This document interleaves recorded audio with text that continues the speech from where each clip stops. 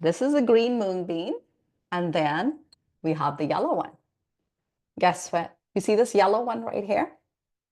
The split yellow mung beans, the most easiest lentil to digest. Out of all the lentils, this is why khichdi, if you're making like a good proper Ayurvedic khichdi, is generally made with split yellow mung beans. And you will see many variations to khichdi, right? Some people will make it with the skin on. This is the green mung beans. And you know the great thing about these two?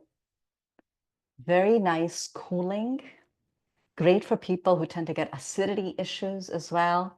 Very sattvic. It is the most sattvic lentil. It has a very special place in Ayurveda.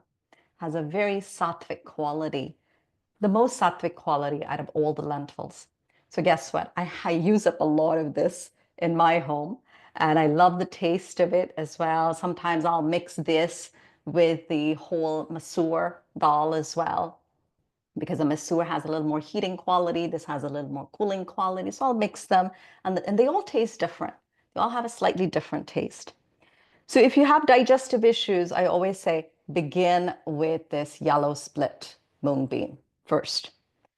So this, if your body is not used to lentils, or you come from a background where there wasn't a lot of lentils being used in the family, you will notice that the gut takes a little bit longer to adjust to it. So I always say begin with yellow split mung beans, then you can gradually go to the orange ones, and then gradually to the ones that have skin in them.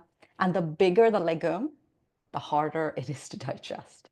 It has more fiber, it has more protein in it, okay? But slightly more harder to digest.